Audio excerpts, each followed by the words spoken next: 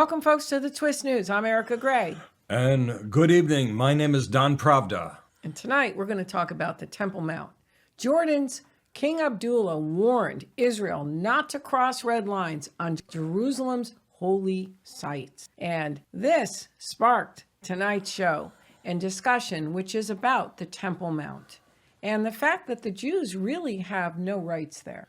Well, the Jews have rights, but they're being very limited to being able to visit this holy site. And there's policing, there's parameters, and it's really very sad that this holy site, which is recognized all over the world as such, and it's also known as the Wailing Wall in East Jerusalem, that Jewish people are not allowed to go up to the Temple Mount for some reason.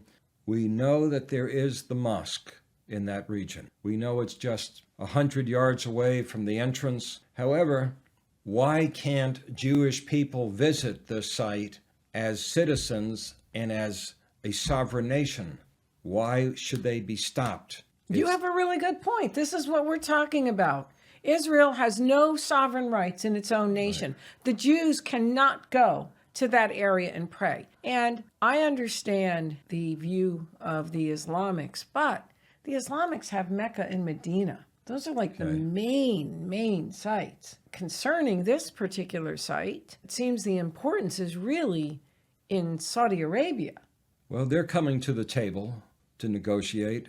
The Saudis and the Israelis are becoming allies. However, those from the Hashemite dynasty are very queasy about really offering their hand in a truce, because the mosque is there and the synagogues are there and the inhabitants of Israel are right below in East Jerusalem. But I don't see how a government should stop sincere people who want to go to these holy sites. They're seeking truth, they're seeking wisdom, and they should be treated with respect and dignity. It's just shocking. It's really, really shocking. And how did it get like that, Don? How did it get that Jews in their own nation have no rights in an area where you have the Wailing Wall and you have the remnants of the Second Temple as evidence, and yet they have no real rights? I mean, you say they do, but it seems to be an issue if they go to the area or they go there to pray. The recent clashes, I'm informed, were greatly exaggerated, and unfortunately there was a few fights and name-calling. However, here's the sadness. Israel requires tourism. They need people to visit. They need people to stay. They need people to engage in business or settle in the nation of Israel. It's a very sensitive point because you have a mosque that is holy to some people. Many Arabs don't go at all. More religious do. However, the conflict is Israel is afraid there could be a clash, possibly even a violent clash. Tempers get out of hand, and so therefore they have policies where they have soldiers trying to contain the Jews in the Temple Mount. But ultimately, I think it's a tragic idea. Why don't we open it up? Yeah, there's something wrong with this picture. That's right. Think about Something's terribly Something's wrong with this picture. I agree. That's like here in the United States, I couldn't go to an area and I would be arrested as a U.S. citizen or penalized or whatever because I'm not supposed to go there because it's a site that belongs to a certain religious group. But it's a major site, let's say, for the United States, but yet now one group is claiming it. There's real injustice in that. There's injustice in the allowance of that. Absolutely. And you're right. This goes back to this lack of recognition of Israel having sovereignty over its own land, over the holy sites.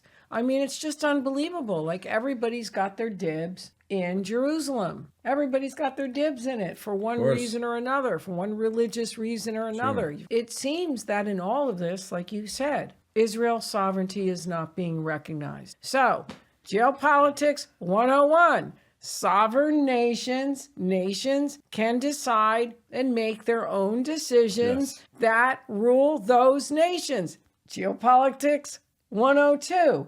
except for the nation Israel. That's what's really happening here, except for Israel. Right. Geopolitics 102. Okay, I can't think of, with a little humor, too many people who criticize Mongolia. Why don't they do that? It's a large nation. It's rather poor. It has not come back the way it was proposed. It's a very small place as population. But the world doesn't criticize Mongolia, which is quite large by a huge man mass. But Israel is for the taking. This little country, look on your map, which is the size of New Jersey, possibly Vermont. That's the whole country. Oh, I know. It's a little itty bitty. It's an itty bitty, practically a strip of land. And you're right. Israel is not being given the respect, or the Jews are not being given the respect of being sovereign over their own nation. Other nations are. I mean, the United States, our president, sovereignty over the United States. We're sovereign. The EU is now sovereign. Everybody's sovereign, recognizes everybody else's, except Israel's. And I have to add this, authoritarian regimes.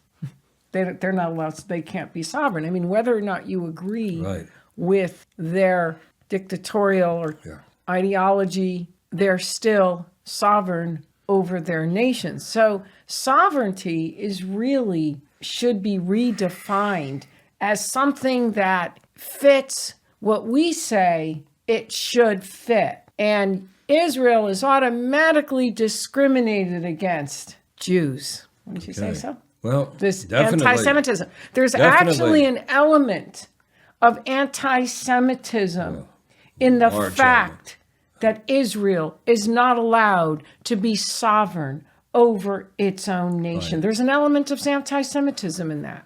Would you agree with that? Oh, absolutely. And the United Nations piles it on against Israel, exaggerates. It's like a block of countries, the United Nations, that really want to destroy Israel, don't believe in really even negotiation. And this is the problem. In the Arab world, children grow up this way. It's like blaming all your problems on this tiny nation in the Middle East. And this whole apartheid argument is just more ridiculous.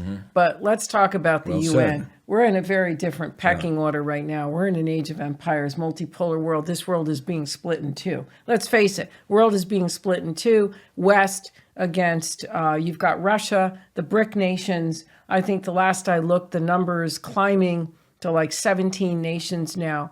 And you have a real division on the globe. And you have the major empires. You have Guy Verhofstadt, his book, Age of Empires, 2008. He coined it correctly, references the poles as empires. So the UN is taking on a different meaning now. It's becoming more irrelevant. Globalization is eroding away. Let's face it. And now it's the empires are even looking to be self-sufficient. I'm following decisions coming out of Brussels, and of course I follow little Ursula. Little Ursula, mother of 7 children, heading the EU, talking about how the EU is going to go forward, not be so reliant. The new thing is not to be reliant, to try to be more self-sufficient, to not even rely on products coming from other nations. Or she was talking about relying on only nations that you have good alliances with. So in other words, the UN is becoming, which was more for the globalized world,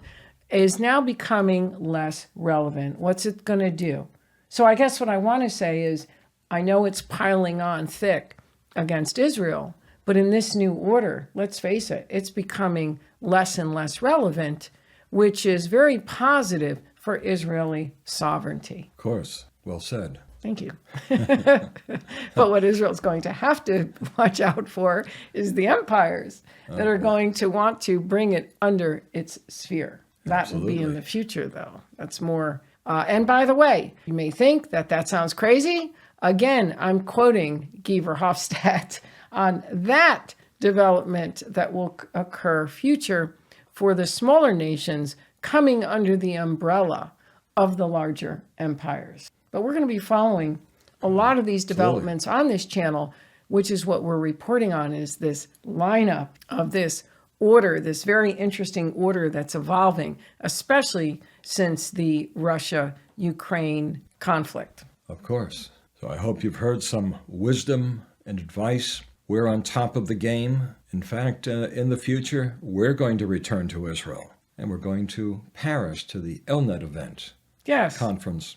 We're going to be all over the place. One of the issues that the Elnet conference will handle is anti-Semitism in Europe, and it's growing, and it's getting very serious.